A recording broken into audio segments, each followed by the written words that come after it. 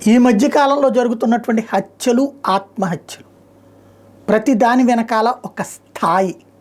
నిన్న జరిగినటువంటిది తెలంగాణలో తన కుమార్తె ప్రేమించినటువంటి అబ్బాయి స్థాయి తండ్రికి నచ్చల. అందులో కులపు ఇంటెన్షన్ ఉంది.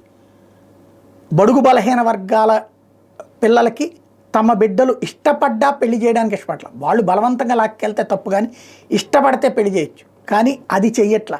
పైగా హత్యలు చేస్తున్నారు, హతమారుస్తున్నారు. అట్లాగే ఇతరత్ర ఏది తాము చచ్చిపోతే అంటే తమ ఆర్థిక పరిస్థితి నిన్నటిదాకా ఒక బాగుంది, ఇప్పుడు ఆర్థిక పరిస్థితి తగ్గిపోయింది, ఇప్పుడు బంధువులు ఏమనుకుంటారో, లేకపోతే ఆరోగ్యానికి ఖర్చు పెట్టడానికి డబ్బులు చాలవు, అప్పుడు ఏంటి పరిస్థితి, దీంతో తట్టుకోలేక అంటే సమాజం నుంచి తమకి రక్షణ ఉంటుందన్న నమ్మకం ఎవరికీ లేదు, ప్రభుత్వాల నుంచి తమకి భరోసా ఉంటుందన్న నమ్మకం ఎవరికీ లేదు.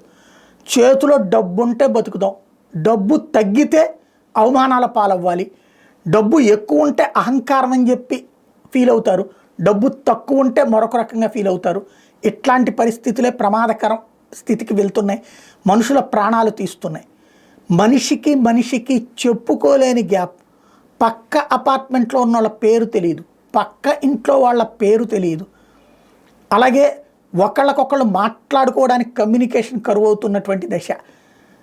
ఏమీ లేకపోయినా బతకచ్చు అనేటటువంటిది మనకంటే తక్కువ ఉన్నోడిని చూసి తెలుసుకోవాలి, ఎంతున్నా బతకచ్చు అన్నటువంటిది మనకంటే ధనవంతుని చూసి తెలుసుకోవాలి.